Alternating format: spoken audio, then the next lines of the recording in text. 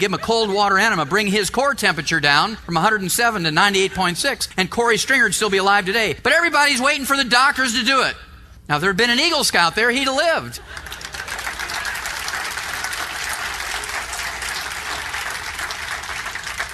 But all poor Corey had was the top sports medicine doctors. Gatorade only has 2 nutrients, sodium and potassium, both of which are useful, but that's only 2. What about the other 58 minerals? What about the gallium? What about the selenium? What about the zinc? What about the copper? 0, 0, 0, 0. People say, well, it's not convenient. Well, then die.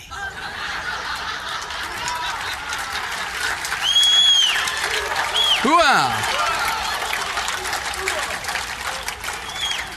Yeah, death is a very inconvenient thing. Time magazine. If you want to know what's going on in health, read Time and Newsweek magazine. December 2004, a little over a year ago, big article on high blood pressure. The stealth killer, America's high blood pressure crisis is spinning out of control. How can we have a high blood pressure crisis? We've got calcium channel blockers, we've got beta blockers, we got all these diuretics, we have exercise and fitness systems, more people involved with that than ever before. People are losing weight, the obesity problem's hopefully getting under control. We're doing everything the doctors say, and it's spinning out of control. That's because you cannot fix a mineral deficiency problem with surgery and drugs. Amen. What's the first thing a good farmer puts out for his livestock out in the pasture? A salt block or a salt lick, isn't it? And there's nobody out in the pasture telling a cow she's limited to 1 lick a day, is there? No, I refuse to believe that my human patients are dumber than a cow or a goat or something like that. And so I say, go ahead and salt your food to taste. Well, how do I know if it's too much? Well, it'll taste salty. That's high tech as I can get. July 1997, just about 9 years ago now, the presentation at the American Heart Association's annual meeting in Portland, Oregon. Doctors lack proof that too much salt is unhealthful. After years of telling healthy people that too much salt isn't good for them, researchers still don't have solid evidence to back up that claim. The same study, it's called the Sodium Task Force, just a different newspaper. They kind of came at it a little different direction. They said, the study, the Sodium Task Force, found that people who limited their salt intake to 1,000 milligrams or 1 gram a day like their doctors wanted them to do, had 600% more, or 6 times more heart attacks than those who defied their doctors and consumed more than double. If you followed your doctor's instructions, you're not going to make it. So says September 2000, Scientific American. Remember that? If you take your diuretics, it's only going to get rid of more minerals. Scientific American, February 1999. They went to Nigeria, out in the bush, where people had never seen a doctor in a white coat. They've never seen a stethoscope. They've never heard of diuretics or calcium channel blockers. And they started taking blood pressures, and they found that 7% of these people living out in very primitive circumstances out in the bush, 7% had high blood pressure. They came back to Chicago, did a lot of DNA testing, found a lot of people whose ancestors had originated in Nigeria during the old slave trade days in the 1700s. And they started taking their blood pressure, and 33% of them had high blood pressure. They knew immediately, without doing another single 1 penny's worth of research, that it's not genetic. Because if it was genetic, it'd be 7% and 7%, or 33% and 33%, because where you are in the world will not change how genetics expresses itself. If you have a genetic problem in Nigeria, you're going to have the same genetic problem in Bolivia. If you have that same genetic problem in Bolivia, you're going to have the same genetic problem in New York. It doesn't matter where you are on Earth. If you have a genetic problem, you have a genetic problem. So you know immediately, 4th grade biology is not genetic. So what's the difference here? Well, the people in Nigeria out in the bush are still putting their wood ashes, their plant minerals into their food. They're still fertilizing their garden with it. They still use wood as a fuel. And the guys in Chicago are living on diuretics and calcium channel blockers and statin drugs to lower cholesterol and Church's fried chicken and Pepsi-Cola and Coca-Cola, Gatorade, hooah. Okay, now, 6 years later, the British Medical Journal. 6 years later, the British Medical Journal, remember guys, the same one that said sex twice a week gives you 50% more longevity. Hooah. So we got to believe him, right? High blood pressure in blacks not genetic. This is January 2005. High blood pressure in blacks not genetic. High blood pressure in whites not genetic. High blood pressure in human beings not genetic. High blood pressure is not genetic. You've heard me say many times, we've eliminated 900 different diseases in animals with those little pellets and canned dog food with all the vitamins and minerals in it. Well, dogs and canaries and worms and crickets and monkeys and guinea pigs can all get high blood pressure. Cows get high blood pressure. But they don't get it when you give them those little pellets, because we have everything in there to prevent the high blood pressure, because we don't have insurance to pay for these drugs and surgeries and things. How do you tell a dog, well, you better sign up for a fitness center and take diuretics and calcium channel blocker?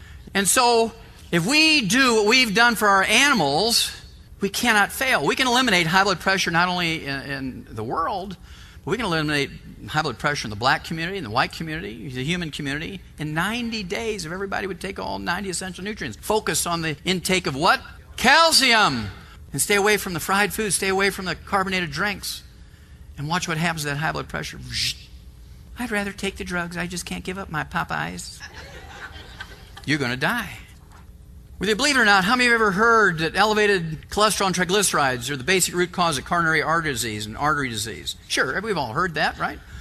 Well, if you can find me any disease that's caused by elevated blood cholesterol and triglycerides, I'll give you $1 million, small bills, tax-free in any offshore account you want. There's not a single disease caused by elevated blood cholesterol and triglycerides. It's a signal that you have a deficiency of niacin, vitamin B3, a deficiency of chromium, vanadium, a deficiency of omega-3 essential fatty acids. You could have early hypothyroidism or goiter. You can have early diabetes. All those things will cause elevated blood cholesterol and triglycerides, but elevated blood cholesterol and triglycerides cause no disease. And so that's why all these statin drugs and all the aspirin that everybody's been taking, all this stuff, we now rank 46th in the world in longevity, doing what doctors have told us, spending $1.9 trillion a year for health care. We rank 46th in the world. Does that make any kind of sense? You're an MBA. Does that make any kind of sense? No. Huh? Bad investment. Bad investment. Come in 46th and you're spending more than all the other 91 nations in the world put together. Here's this little Bolivia, and they're using llama manure for fuel. They have 20 times the 100-year-olds than we do. Hello? Are we getting a clue here?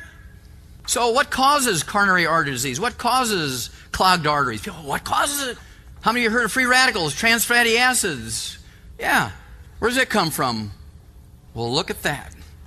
And we've known this for 50 years. But doctors say, oh, you got to give up that dairy products and butter and animal fats, and you got to go to margarine and cooking oils. Well, they live to be 56. Why do you believe them?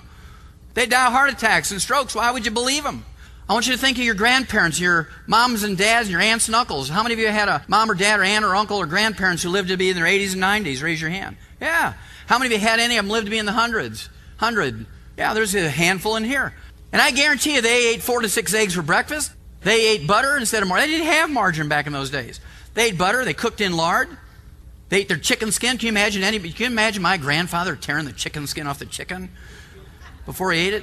Using anything else but real butter? Eating tofu on a beef farm? Hello? So it's the free radical damage to the lining of the arteries that causes coronary artery disease. Well, you get rid of the free radicals in your life. Why is that called the heart attack, stroke, and cancer belt of America in the Old South? Fried foods. Gosh, this is so easy. Give up the fried foods. You take in all your antioxidants, selenium, OPC. Very easy. I'm 66 years old. My blood pressure is 121/71. My resting pulse is 47. If I were to go to a doctor for a physical now, they would have a hemorrhage. They'd send me in for a pacemaker. What? Your resting pulse is 47? You're going to have a heart attack. Really? Well, let's see who can lift the most weight and keep alive here, doc. Also, low cholesterol makes you stupid. I love that study. Well, they took almost 800 men and 1,100 women. They divided them into two groups. Those with blood cholesterols below 200, which they thought were going to be the healthiest and smartest, and those with blood cholesterols above 240. And the ones who had blood cholesterols above 240 were 49% smarter than the ones who had blood cholesterol below 200. Hoo-ah!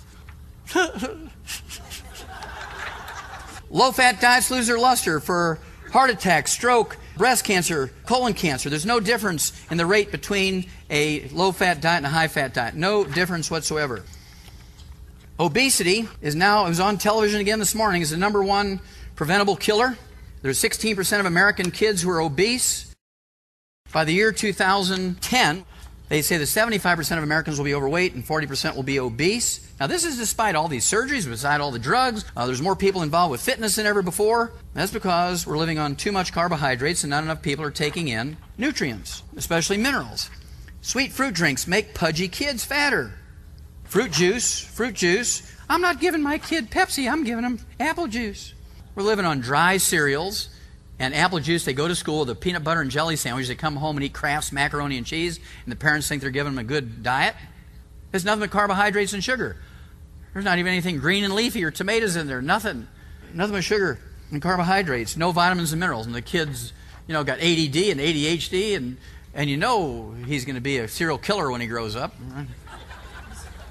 Well, this is the cause of obesity in America. We don't have a lot of time, so I'm going to tell you. You can see where the horses have chewed that rail of that wagon out. This is called pica. You've all read about pica or cribbing. The only thing that will cause this behavior where they eat dirt or chew on the fence or wooden implements and things like that is a mineral deficiency. Some minerals are worse than others, but all mineral deficiencies cause this behavior in animals, pica or cribbing, where they eat other things other than food. And it's not boredom, it's they're minerally deficient. Pregnant women are legendary for getting cravings during pregnancy. Why is that? Because the baby, as it's developing, is stealing minerals from the mother, and if she's not taking in enough to counteract that, they crave things. In the Old South, where they have the heart attack, stroke, and cancer belt of America, they eat cornstarch. How many of you have heard of women eating cornstarch when they're pregnant? Yeah. And what about clay? They go out in the yard and eat clay when they're pregnant. People come and say, Doc, am I sick? Am I crazy? I have this craving for clay. No, you're just pregnant, my dear. And so